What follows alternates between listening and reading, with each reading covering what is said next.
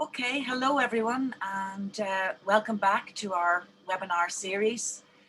We're back in lockdown, as we all know, and have children at home, and the hospitals are in difficulty, but we'll keep going. Our series of webinars, which started last March, dealt with very important topics for you all. And in this series, we're taking all of that learning. We're going to go in further depth, look at international possibilities. We're doing a fair bit of work on Brexit. So I'm hoping, and we'll make sure that there's something for our entire audience.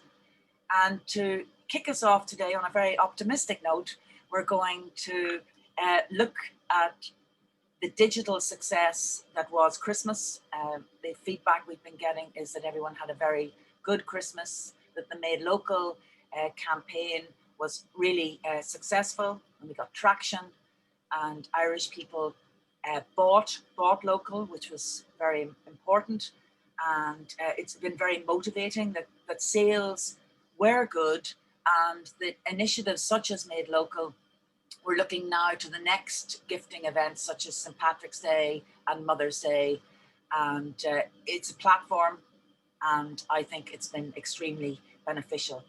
I'm delighted today to have Jane Manzor with me, a digital marketing guru. She gave us great insights last autumn. And I'm equally, if not more, delighted to have two of our clients with us. We have Sarah Carol Kelly and Emily Jean O'Brien, and they will tell us of their experiences and how things have been going. So with that, I'd like to give Jane the stage. So welcome everybody, and thank you very much. Brilliant. Thanks, Emer, and hello everyone. So I'm going to take you through basically what Emer said and pull up the presentation, the online success of Irish craft and design for Christmas this year. And we have Sarah and Emily Jean, our two case studies that we're looking at. So the ladies will get involved in when we're talking about their businesses and how digital and PR in particular has worked for them. So Emer, I don't know, as we go along, whether you want to take questions or questions at the end, I'm happy either. What way would you like to do that? Yeah, people can just put them in the chat, and maybe after Sarah and Emily are speaking, if you want to, it's your stage. If you want to take questions, just give me the nod. Yeah, because I think if there's questions for Sarah, maybe and Emily Jean, they could ask straight away after. Absolutely. You know, from a time perspective, I think that's good. And then questions for me, we can do near the end. Do you know? Okay. Yeah, that's brilliant. The way we'll go on. Thanks. Yeah, great. Okay, so I'm just going to share the presentation. So let me just, hold on. Sorry, I just want to go into the right link here now. I have Canva open here now. So here we are. And just want to hit present.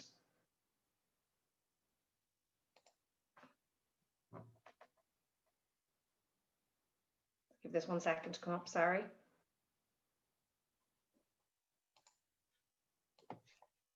There we are, right. Are we good from a technical? Let me go back one. Can you all see that? Yep. It's come up now. Perfect, perfect. Yeah, great. So we're ready to go. Has that come up, Emer? Yeah? Perfect. Right, lovely, lovely, great. Okay, so the topic for today is the online success of Irish craft and design for Christmas 2020. And we also have kind of some key marketing tactics to take into 2021, kind of some trends and things that we've learned, you know, from 2020. So hopefully, as well as a takeout from this presentation, that everyone that's listening, that you can go back over this and look at the trends and say, oh yeah, that worked well, that's a good idea. So we have that as part of today's presentation as well. So the agenda for today is, first of all, we're going to look at the 2020 success from Champion Green and the Made Local campaigns, because they were highly successful. No doubt all of you were following that, using the hashtags, following the PR, but really, really successful campaigns. So kind of backed by the Design and Crafts Council. Case study of two successful brands. So that is, we're going to start with Sarah Carol Kelly. which is Shaka Gray, amazing accessories brand, and Emily Jean Atelier, in particular her turbans and headbands we're going to talk about. And just the learnings, and both the ladies are going to come in at this stage and talk about what worked for them and how they managed it. And also, both businesses have done this very much on a budget, you know, not spending a huge amount of money. I suppose it was more so time, effort, and putting the focus towards it was the key thing. And then we some online market trends, general online, but just how to maximize your exposure online and things you can do with your brand for 2021 and going forward. So first of all, we're going to look at Champion Green and Made Local. So the two campaigns that were run in conjunction with the Design and Crafts Council. So you'll all be aware of these. So the Made Local campaign, which was run by the Design and Crafts Council, and I know both of the ladies used this campaign, and that a lot of designer makers were involved. So astonishingly, there was over 3,000 makers were invited to participate in the hashtag Made Local campaign. And the goal was to find local designers and craftspeople like in your local area. So it was all about keeping the business local, keeping the business in Ireland, and just bringing money back into our economy. Shopping online. So there was a link to Design Ireland where you could shop from Irish design and crafts people all in one place. And then there was watchmaker videos online. So again, videos of people in the workshops and about their businesses. And the Design and Crafts Council made videos for the Made Local that showcase various designers around the country. So bringing it online and bringing it alive, I suppose, in people's homes on Irish craft and design. So here's some screen grabs of the actual campaign. And I suppose Instagram, unsurprisingly, Instagram was the main push for the Made Local campaign, and it received, it was used over 293,000 times, the hashtag Made Local, and it's still being used post Christmas. So that shows how successful the campaign has been. And as Emer says, and we were talking about this just before we started the presentation, that this is going to be rolled out in 2021 as well, because it has been so successful. And it was really about increasing exposure to Irish consumers, design and craft talent in Ireland. So an absolutely fantastic campaign. I'd be surprised if there was anyone in the room that hasn't seen this campaign or hasn't been part of this campaign. So yeah, so then Champion Green. Champion Green is a national movement. So that's kind of several different bodies were involved in the Champion Green campaign. And this is a coalition of government, industry, business, and public support to each other to drive the recovery of our communities and economy after COVID-19 in particular. And we'll be coming to this, but Green Friday was a big part of that. So, you know, thriving communities need support. And if every adult in Ireland just spent €20 extra a week in a small business, that would equate to an injection of 875 million over a 12-week period. So it does have a serious impact by spending local and shopping local. And definitely COVID, I think, has pushed the agenda more on that. And we were also just talking about Brexit, and Brexit is really just happening now, that, you know, the shop local and the made local, it's more important than ever. And I think there's more opportunities because of Brexit, because of the extra costs that will come in. But this campaign, they were asking people to support local makers, designers, businesses by buying from them, recommending, sharing on social media, being conscious when you're shopping, and was Champion Green and support local. So again, this was all over Facebook, Instagram, social media over the Christmas period. And the result, there was an app launched for local businesses, and Green Friday, and I know we put up a post on Green Friday and it did extremely well. So it was kind of replacing Black Friday, and it was started by the Kilkenny group last year, Kilkenny Shop last year, and it was to take the biggest shopping day of the year known as Black Friday and turning it into Green Friday by supporting Irish businesses.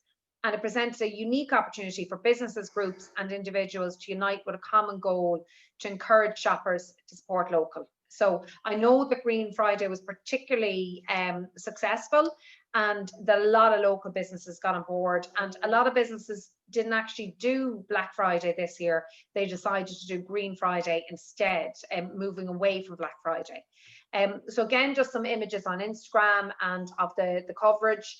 The hashtag Champion Green was used nearly 32,000 times on Instagram by creatives and those supporting creatives. But this is interesting. Overall spending on Irish websites jumped by 135%. So you can see there's some PR coverage there just before Christmas. The creative was particularly strong in Champion Green, but just hugely successful. Again, I think another reason that the spending jumped so much on Irish websites is that a lot of brands that maybe weren't online or weren't as good online were pushed to be better this year. There was the trading online voucher from the local enterprise boards, which really helped, and different funds from governments to help businesses to get online. But two very, very successful campaigns, Champion Green and Made Local. And no doubt a lot of you in the room will have been involved with those campaigns. Beautifully executed, huge PR, and just very, very successful. So moving on to our case studies. So our first case study is Shock of Grey. So this is Sarah Carol O'Kelly, and I have an intro on Sarah, but I'm actually going to let Sarah give her own intro first, and we're just going to talk through Sarah's experience of the Champion Green and the Made Local, but more so how, Sarah, you maximised, I suppose, COVID, online marketing, PR and Instagram in particular. So do you want to give an introduction to yourself, Sarah, and kind of your background? Sure, thanks a million.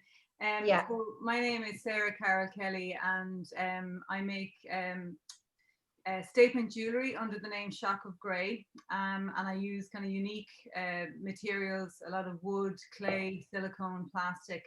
So not kind of fine jewellery, more kind of abstract art jewellery. And I try and be as sustainable as I can. My packaging is 100% eco-friendly, and my pieces that I make are mostly made by myself. Obviously little findings and things I have to get elsewhere, but everything is as local as possible. So then this Made Local campaign suited me. And that's something that I would push as part of my brand. This kind of, you know, made in Dublin is part of my branding and all my cards as well. Great. So actually the intro we gave you was exactly what you said. Like, so, you know, bold, unique, handcrafted, made local, made sustainably, and your recyclable packaging as well, Sarah, that was really important, that you're as sustainable as you can be, which interestingly, when we come to the trends later on, that's one of the key trends, and that's across all industries. That's not just design, that's, you know, universal, but sustainability is one of the buzzwords for 2021, and local is. So the next slide, which I'm going to get Sarah to talk about in a minute, but this is just some images of Sarah's social media and her PR. So really, Sarah, I know your sales took off over Christmas, and it was mainly through Instagram. You have a very strong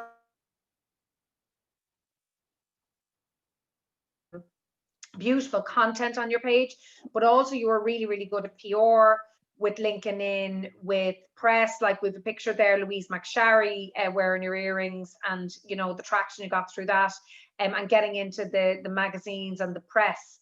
And you have distribution in particular shops like Omdiva, kind of quirky boutiques around the country. So from looking at what you've done, you've tied in kind of online and offline PR to get maximum awareness and exposure for your brand.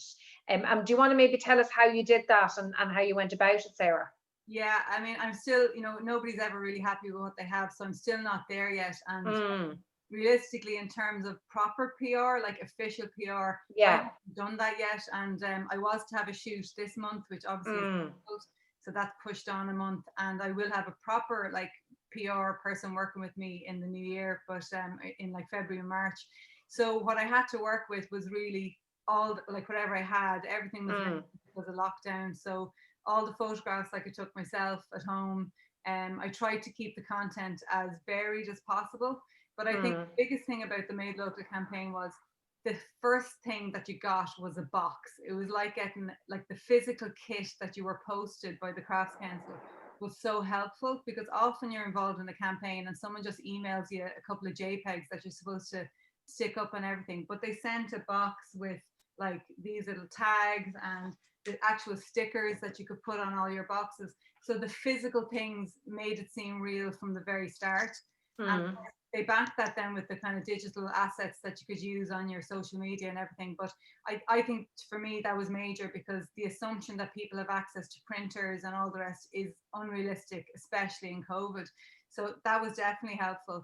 But the biggest thing was, I think, when you're working on your own, this made you part of something bigger. So without you having to kind of shout from the rooftops about how great you were kind of automatically assumed to be significant, because you were part of this campaign, and it had so much momentum as it grew. And I think I kind of piggybacked on the momentum that it had and tried to push it. So I'll just tell you just about some of the things that I did. So one of the things was for Green Friday. I mean, it was the first time I'd actually heard of the Green Friday thing this year. I missed it last year, but such a great idea, because the whole Black Friday thing, I don't think is very Irish in our kind of spirits or souls either, so this Green Friday thing was brilliant. And I did a competition packaging on the inside, and people would have to message me to see, to let me know who got this package. And people were really, it was very funny, people were so excited waiting to see, was their package going to be the one, so things like that. I did some virtual pop-ups with some other makers that I was on the Building Craft and Design Enterprise course with. So we did a lot of live videos for that. And it's mad, the live videos, like whenever you do a live video on Instagram, you can get like 500 people looking at your video within 3 days. And I find that amazing, so we did live workshops and things like that, live markets. And I made stuff live, and then they were all for sale by 6 o'clock that evening. So that was all like on Instagram. But the biggest thing is definitely like, because it had such a high profile, I had some shops that I hadn't reordered off me in a while, and they were on to me before I was on to them to say, oh, I remember your stuff. I'm actually really low on them. Can I get that again? So it's all of that kind of that profile push that was done for you, that would take a lot to do yourself, Sarah and Jane and Emily, I'm really sorry to interrupt this, but could you all increase your volume buttons? Oh yeah, are we max? not? Hold on a sec. How do I think I need to exit. Just 1 second. Is that better, Emer? It's yeah, much and better. I'm on 100%, Emer. Okay, and Emily, Yeah. can you put yours up as far as you can, please? Yeah, no problem. Okay. Okay. Now we're back to RT perfection. Bye. Right, perfect. Hold on. Let me go back. Sorry, let me just go back into present.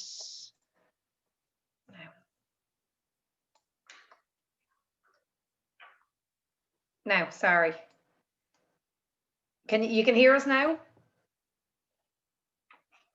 Yep. Yeah, good stuff. Great. And did you, before we move on to Emily Jean, I think a big thing what you're saying, Sarah, was kind of power in numbers and power in community, and the help of the Design and Crafts Council.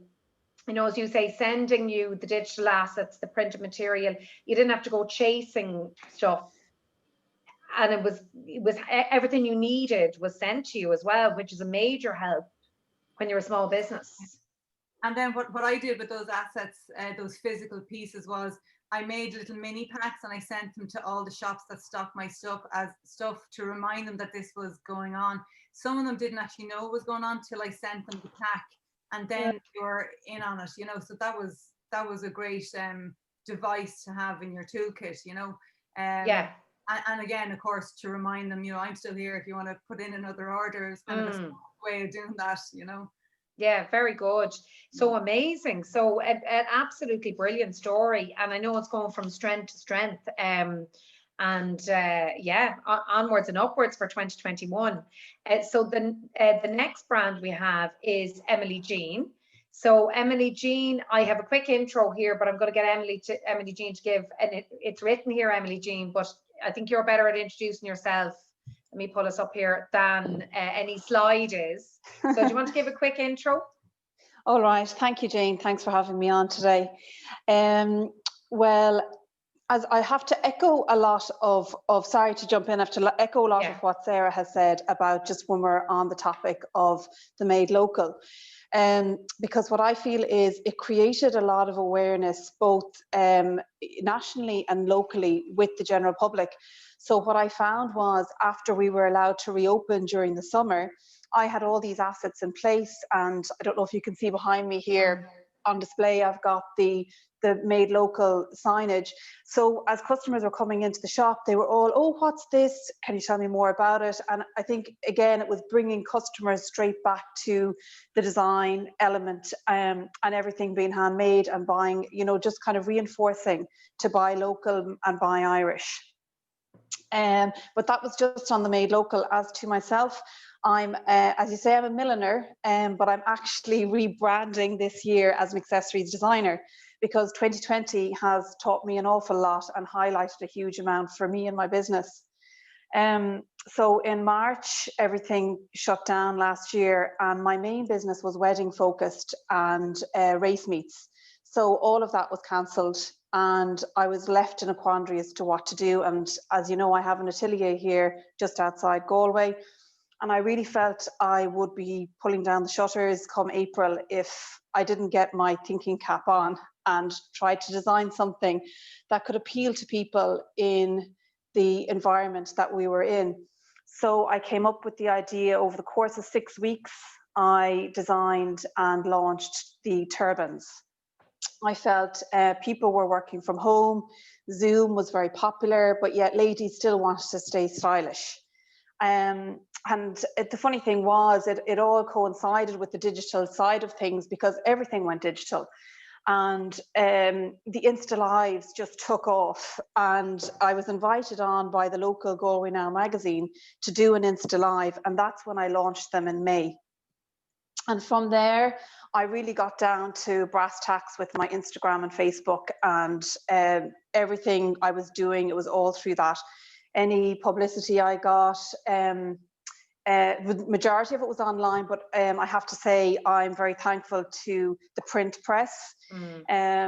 Initially, it was Barbara Power in the Irish Independent who did a great article in May when I was launching them, and the amount of inquiries I got from that was phenomenal, and it kind of set me off on a speed that didn't slow down really all summer.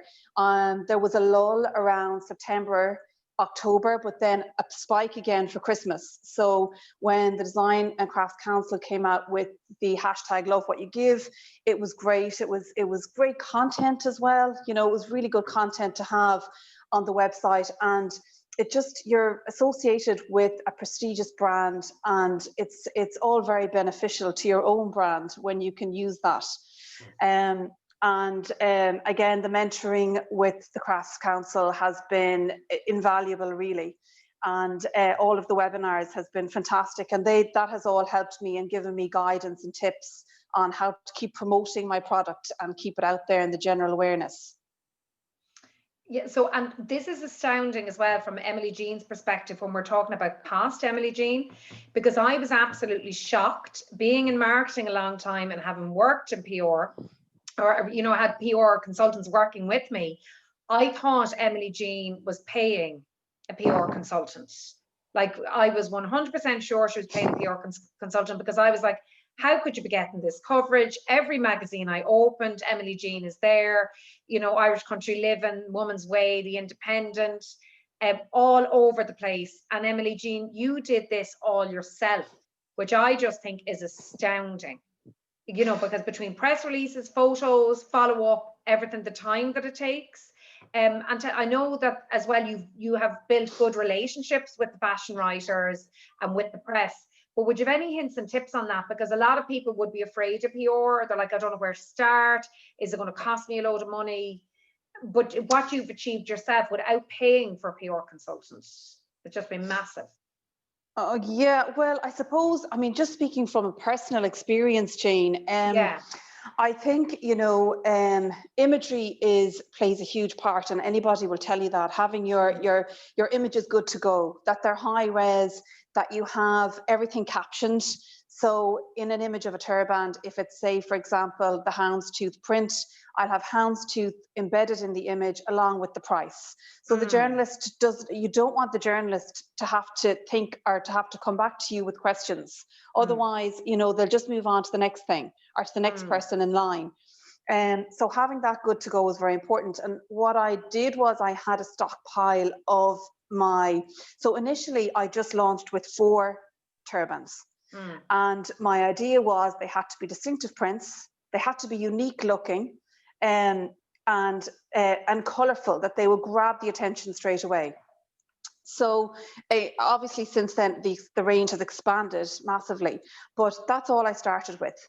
And they were the 4 images I have a light box, so did the images, had them photoshopped, and got them then I just put them into a folder by WeTransfer, and I got my list of journalists. And like you say, it is very time consuming, because firstly, that you may hear back, you may not, but you have to keep plugging and you have to keep knocking on the doors and follow up all the time.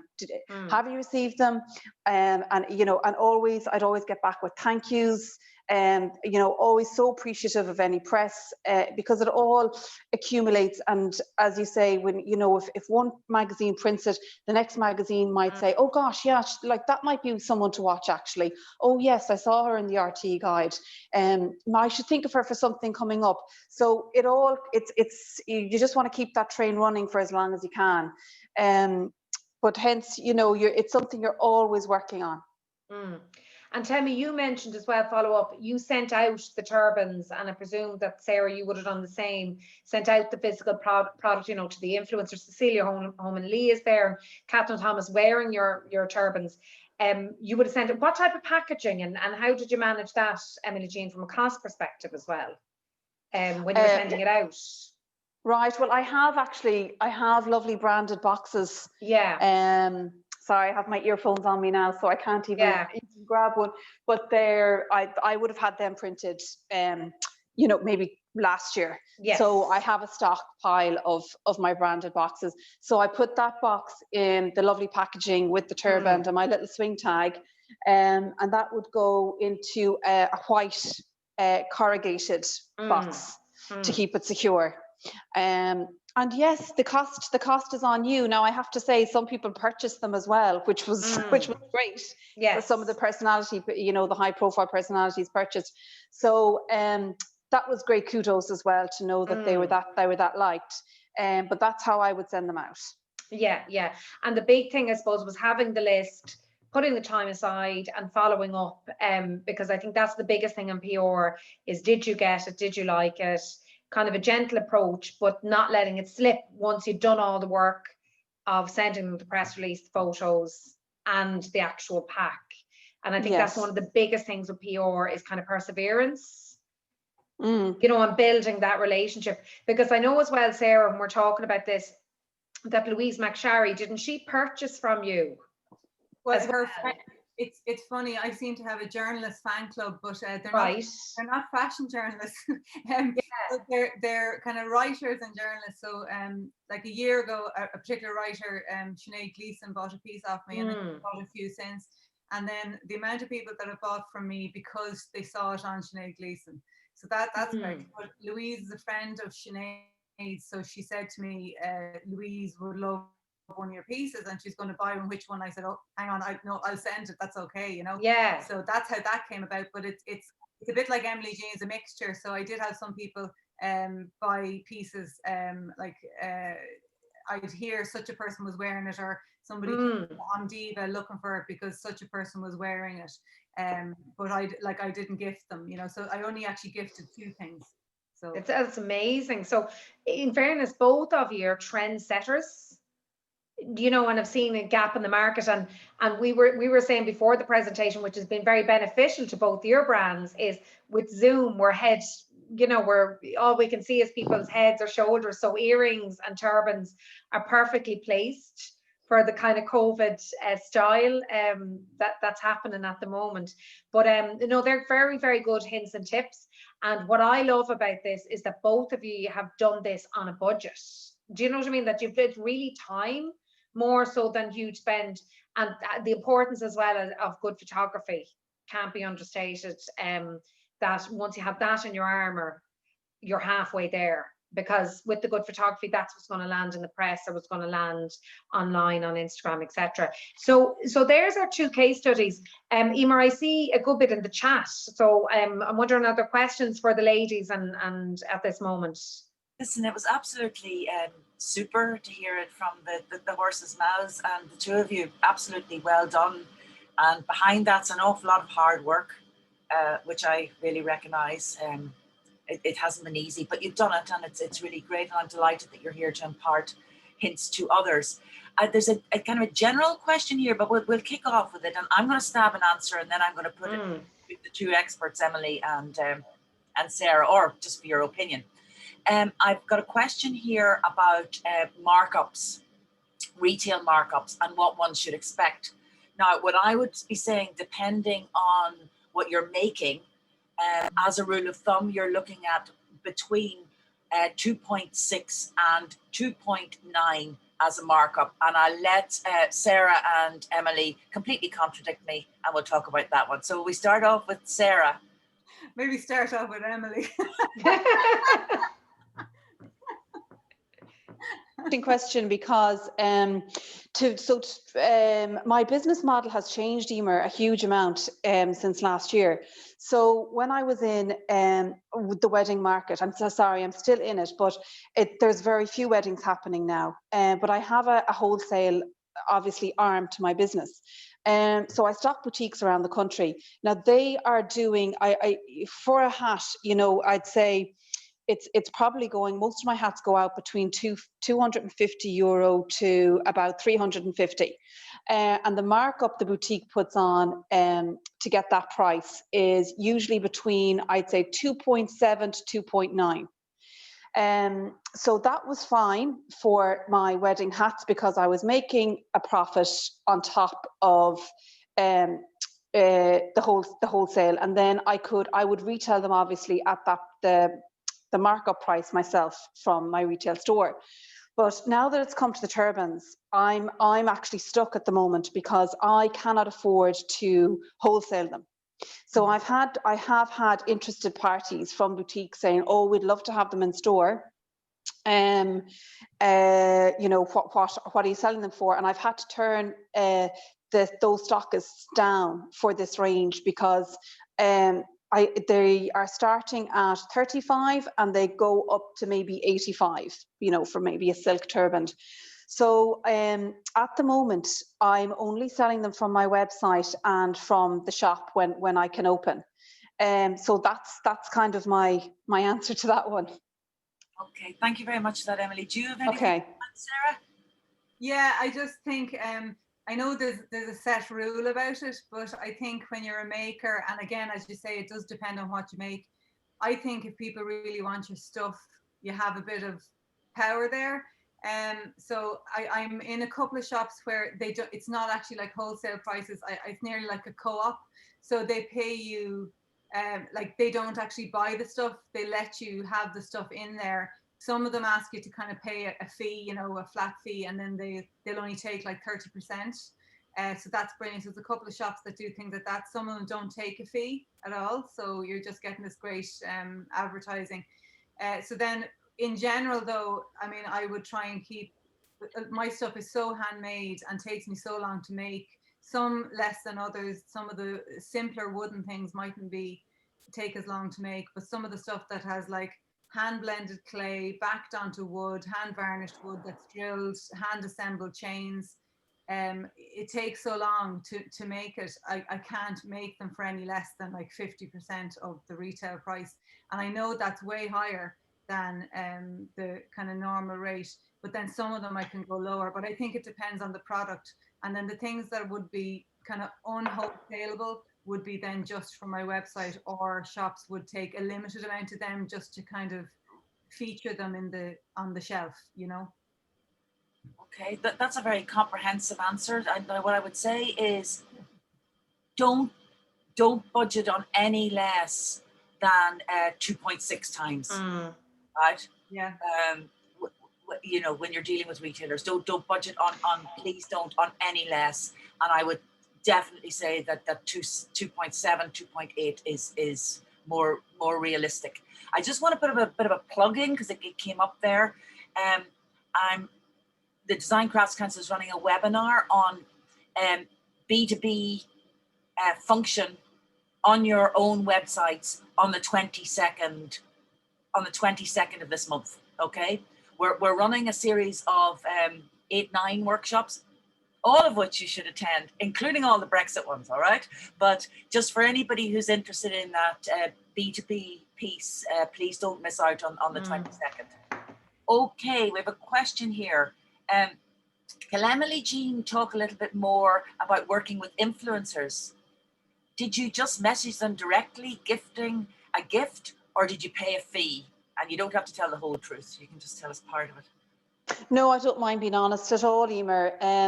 I have never gone down the paying a fee route. At present, it's not an avenue. Even if, and I don't mean this like, you know, flippantly, but even if I did have a budget for it, it's something personal at the moment that I'd rather it happened organically. And what I mean organically is that I'm delighted. Oh, we've lost her. Yeah. If they like it, you know, and they want to wear it.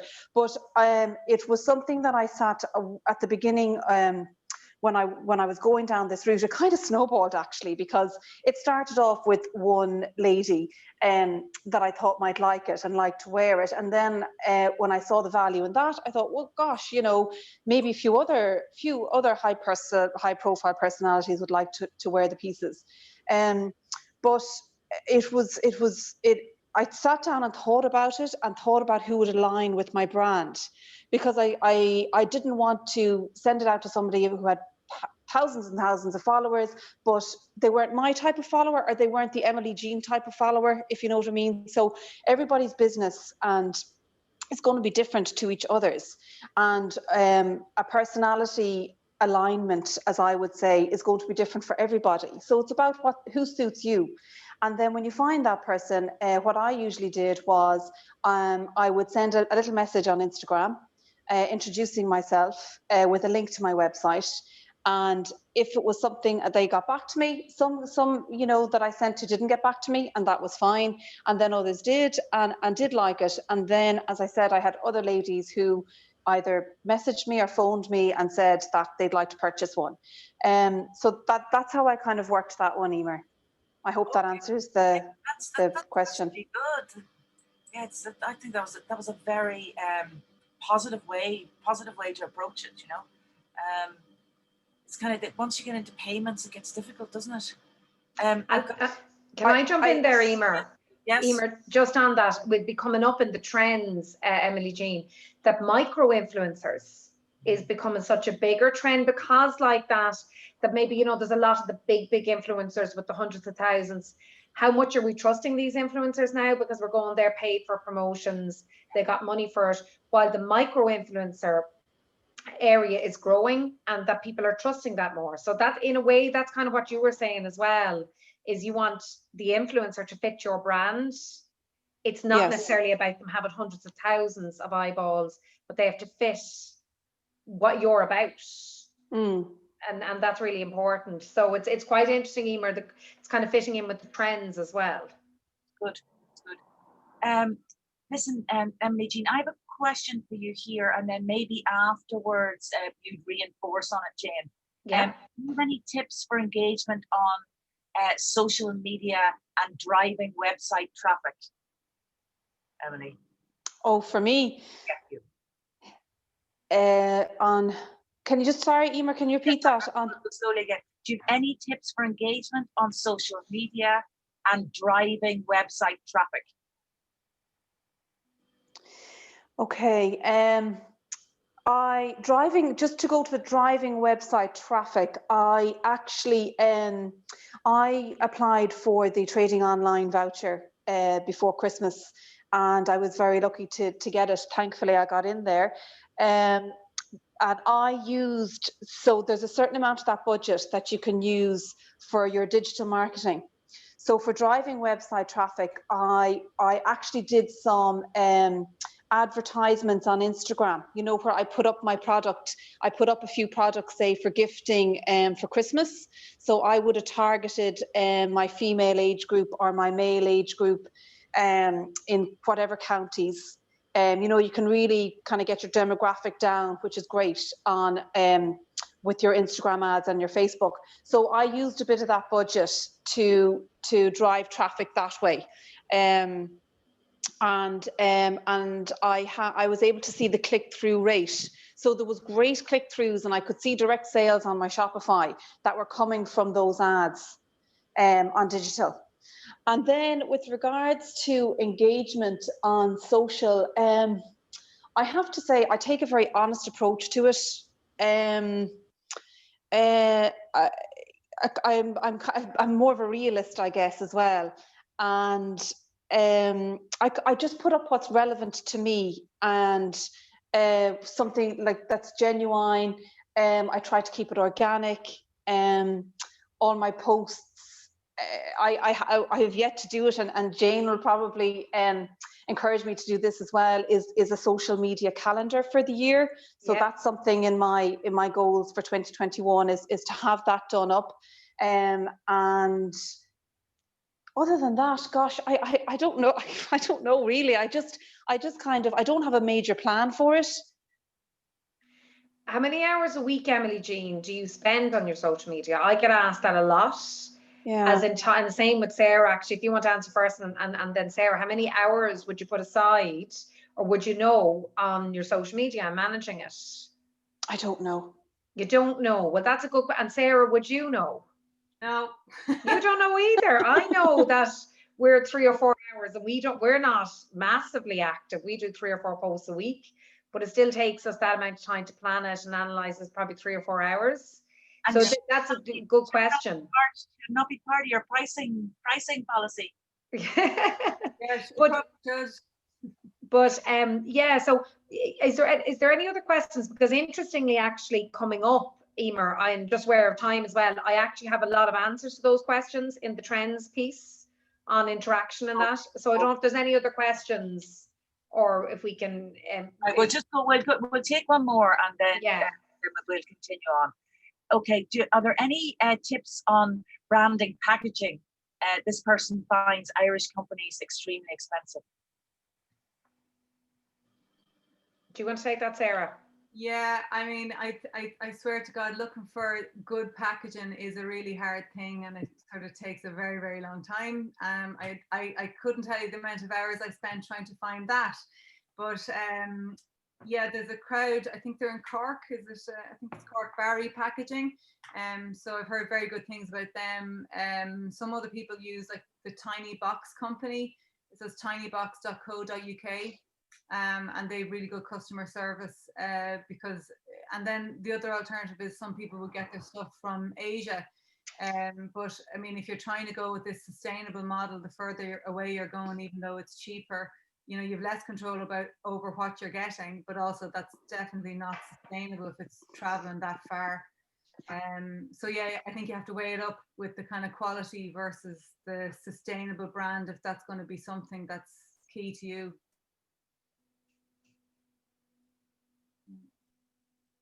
Okay, well, I thank Sarah and Emily for their time. You're more than welcome to stay with us. But I'm very conscious that you have given your time today. And Jane, do you want to plow on? Yeah, perfect.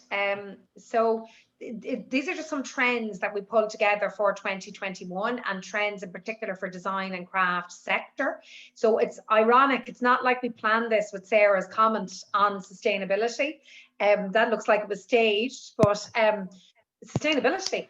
That's one of the key trends. Now, this trend has been around the last 3 or 4 years, but it's just becoming more and more prevalent. And this is across industries, sustainability has become.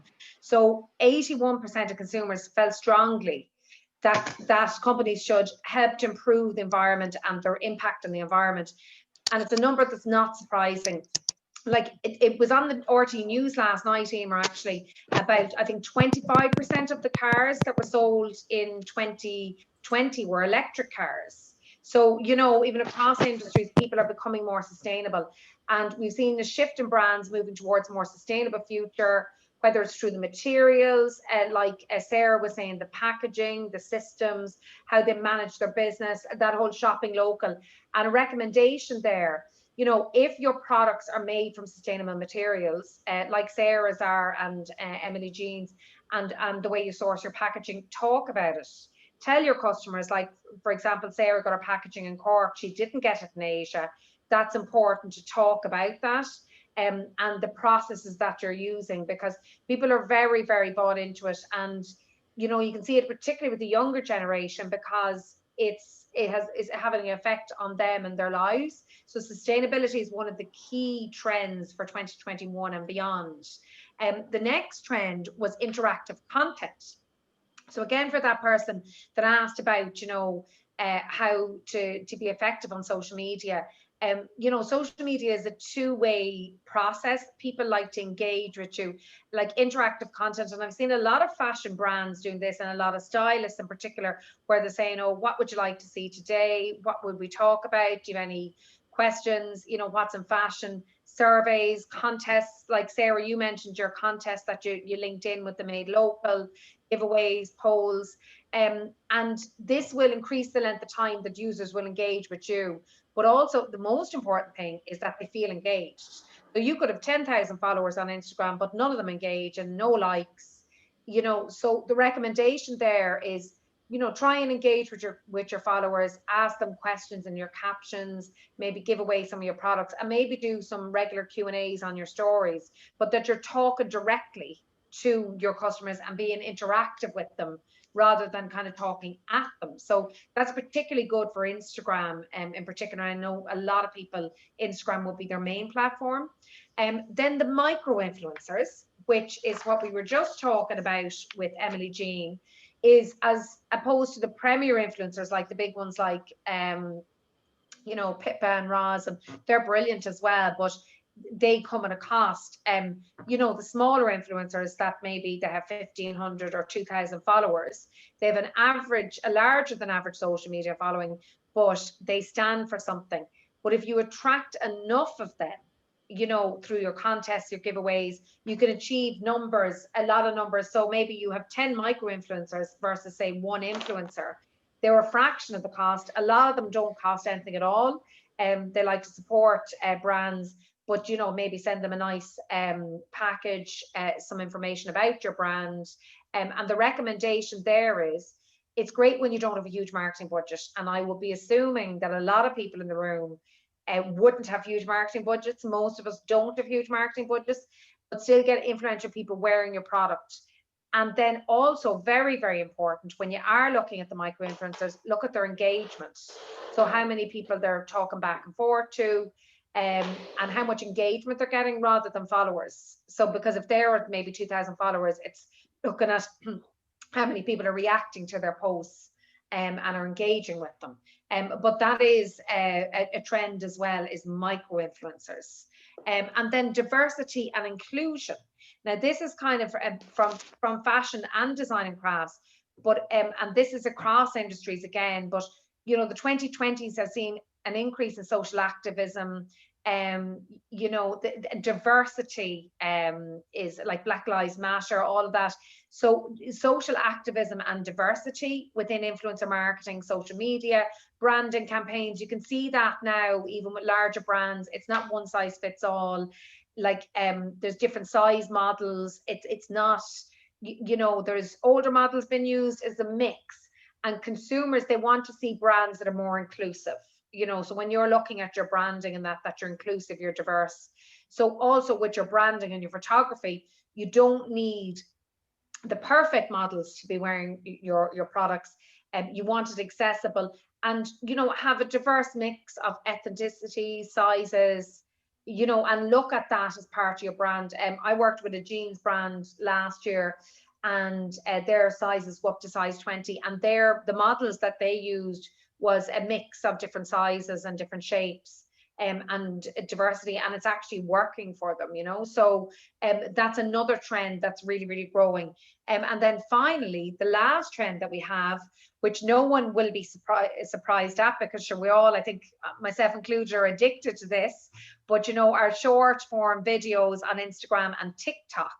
And I know TikTok, last year I think was the year of TikTok. TikTok is growing massively, especially in fashion. And 2020 was the year that TikTok took the world by storm. You know, it's quirky, it's random.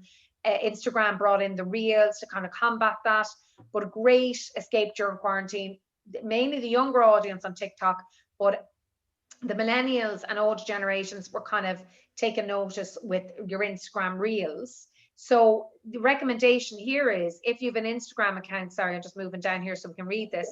If you have an Instagram account, there's no harm in putting up some reels in 2021 to diversify the feed, or mixing it with TikTok, and also potentially joining TikTok.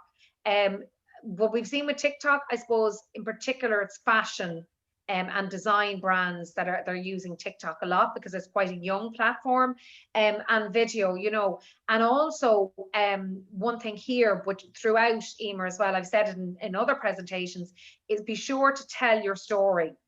So I think what's really interesting with Sarah and with Emily Jean, and what's great about today, is they're telling their story.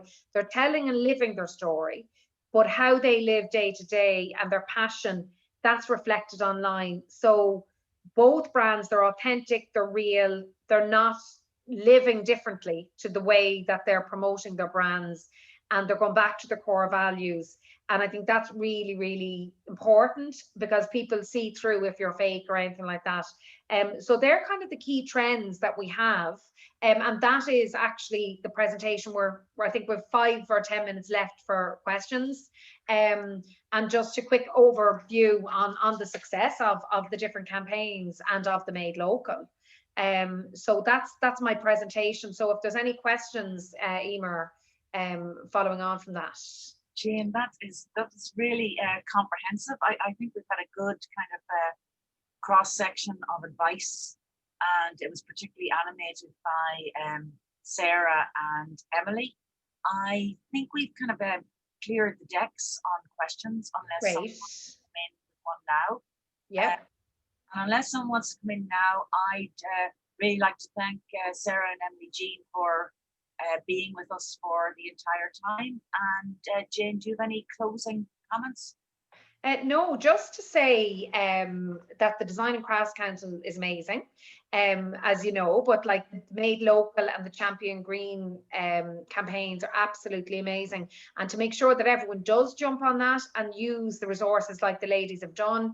The other thing I would say, especially from this question there now in a second, but especially from a cost perspective, you don't need a massive budget. What you need is time, kind of passion, and maybe a bit of structure.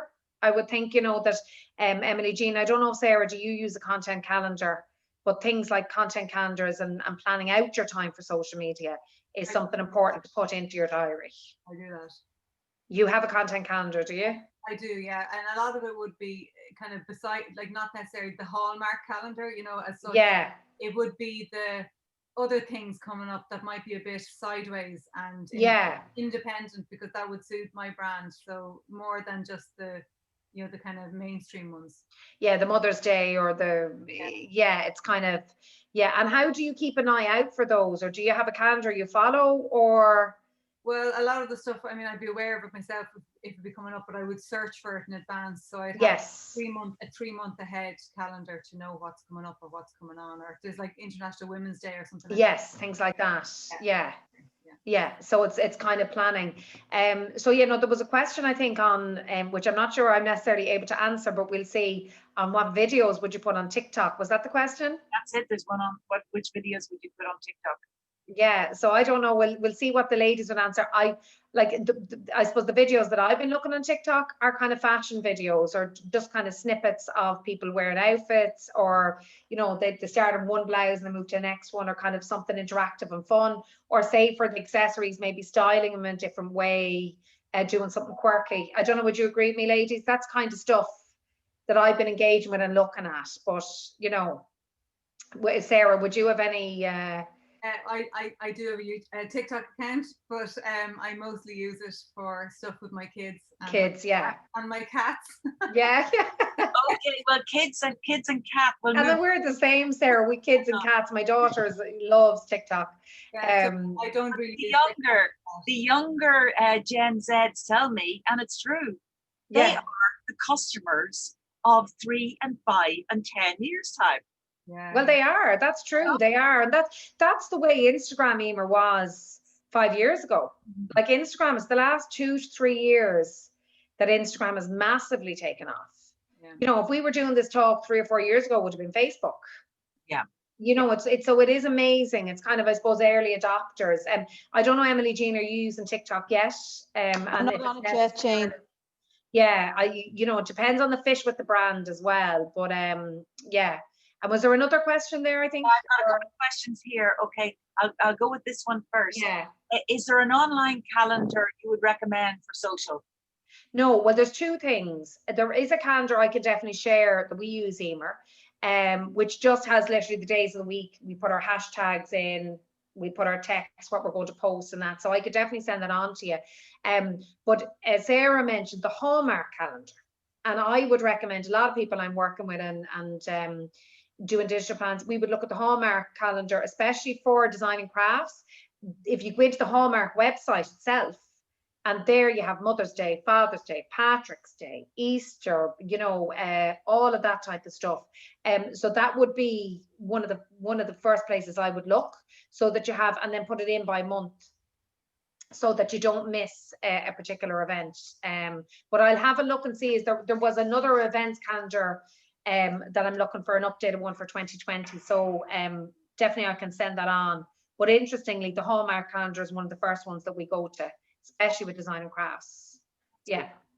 Okay, does anyone know a good card and envelope supplier in Ireland?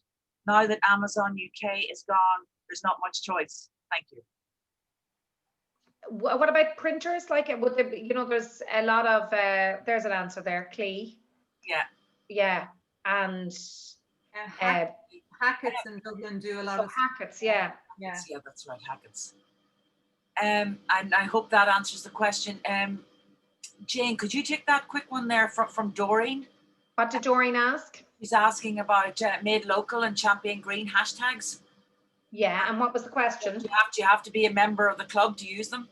I don't think so, do you? No, I don't think you do either. No, I don't think so. My understanding is you don't.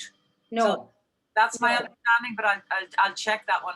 I don't. Yeah, because we use them in Manzor marketing, like, when we were doing a Green Friday. And so I don't think so, Emer. Okay. Yeah. No, I think that's us for today. Great. And listen, everyone, that's been really super. Yeah. Thank you very much. Thank you to the audience. And there was a huge audience today. And I'd like to remind my huge audience to please join me for the less savoury topics such as Brexit and other the ones that don't want people don't want to talk about Brexit, Emer. I ironically, we put a blog up on Brexit. It was one of the worst performing posts we ever had. We got 3 likes because people didn't want to hear about it. Okay, well, if I'm going to be sad out in my loneliness, I heard this quite a lot in early spring, and nobody loved it. Nobody came. So, but the only thing I would say, Emer, to push the Brexit for you, yes, is that this is just from looking at RTE News last night, and they're talking about the opportunities and the paperwork and Amazon and all the extra costs. Knowing about Brexit and knowing what's involved in it could be majorly beneficial to your business, because you can push the local, like your products and brands are going to be cheaper because there isn't any of that customs. There's none of that. getting over the, do you know what I mean? So I think Brexit's really important, and it's a business opportunity It for is. local craftspeople. Absolutely, it's a business opportunity, and I've made it as exciting and interesting as I possibly can. And I'll send a tenner to anybody who shows up. I don't know. We'll all come along, Emer, for sure. Brilliant. Okay, great. All right. So somebody's asked for the when is the Brexit talk? The Brexit talk is in early February, early to mid February, and the whole listing is up on the DCCI website. So I look forward to seeing everybody definitely in mid-February for Brexit, but next week and every Wednesday after that. Okay. Thank you. Okay, great. Thanks a million. Everyone. Thank you. All right. Thanks, Sarah. Thanks. Jean. Bye-bye. Okay, thanks. Thank you. Okay, Thank you, bye. Jane. Thanks, Emer. Okay, Bye. bye.